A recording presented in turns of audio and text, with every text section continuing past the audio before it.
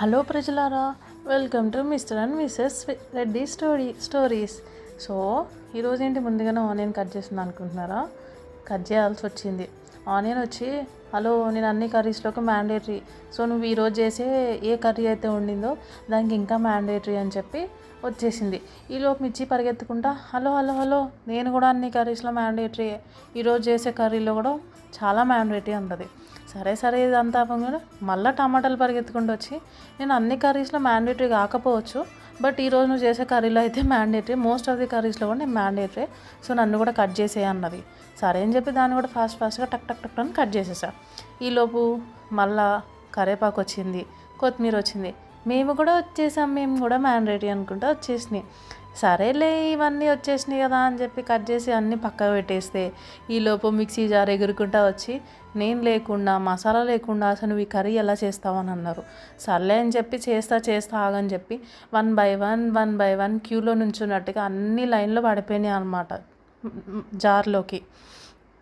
So అవన్నీ one by one అట్లా పడంగా ఆ మొత్తం ఒక మంచి, అంటే మరీ మెత్తగా కాదు, కొంచెం గ్రైండ్ చేసి కోర్స్ గ్రైండ్ చేయాలన్నమాట.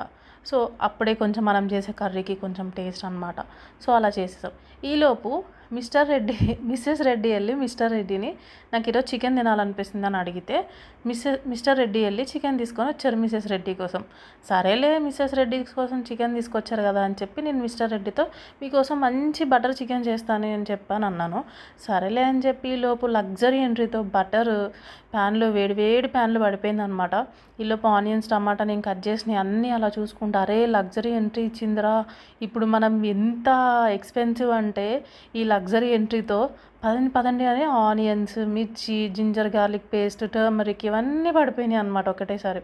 అంటే ఆనియన్స్ వేసిన ఒక 5 minutesకి సార్ట్ చేసిన తర్వాత జింజర్ గార్లిక్ పేస్ట్ ఇదంతా కొంచెం వేగిన తర్వాత అప్పుడు చికెన్ వచ్చి కుక్కురుకు నేను చచ్చిపోయాను ఆల్రెడీ అన్నా కూడా కుక్కురుకు అనుకుంటూ వచ్చి అందులో పడిపోయి అప్పుడు జింజర్ గార్లిక్ పేస్ట్ అంటుంది.